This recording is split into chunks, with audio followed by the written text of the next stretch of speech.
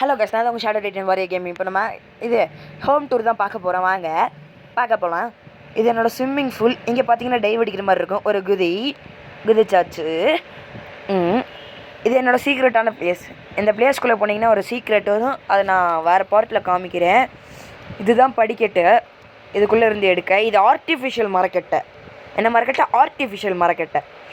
இப்போ வந்து நம்ம இது படிக்கட்டு, இதுலேருந்து கீழே இறங்கியாச்சு. இந்த ஃப்ளவர்ஸ்லாம் நல்லா இருக்குது, ஸ்மெல்லு சூப்பராக இருக்குது.